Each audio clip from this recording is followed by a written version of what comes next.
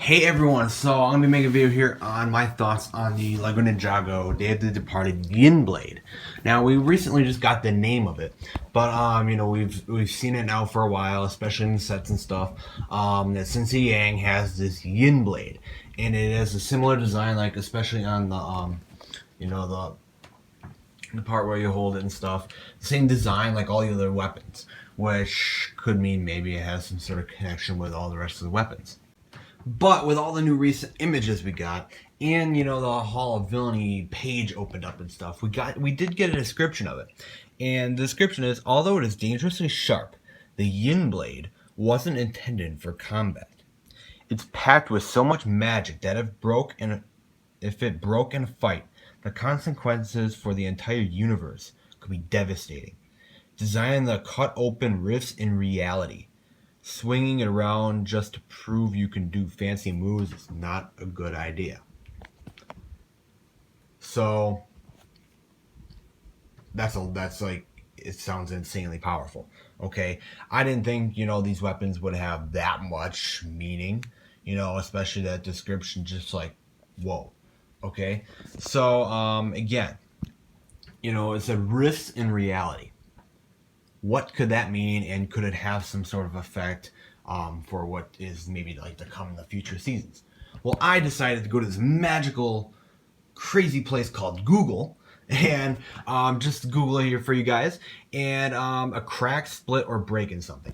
A crack, split, or break in reality. A rift in reality.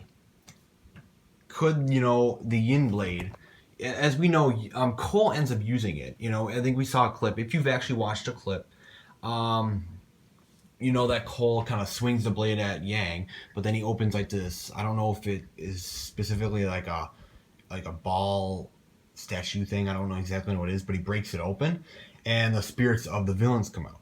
Now, I don't know if Cole opened up something, because there's apparently this new realm that's holding spirits, and just the spirits of fallen people, not even just villains, it's anyone.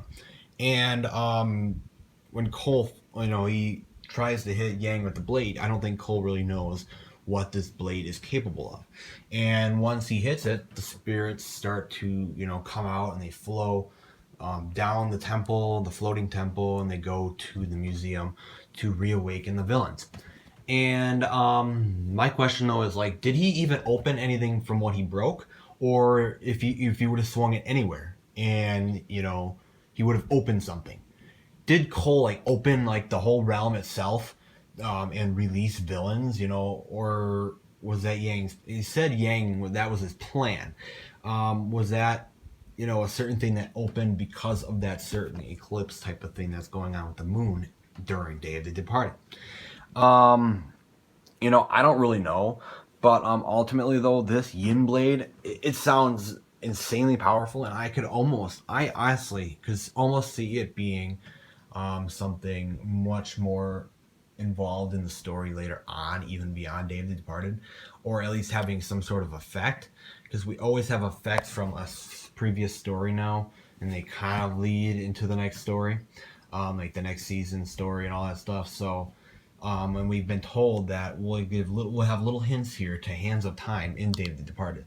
So I don't know what I don't know if the YIN-BLADE could, or where it came from, or just what it is truly capable of doing.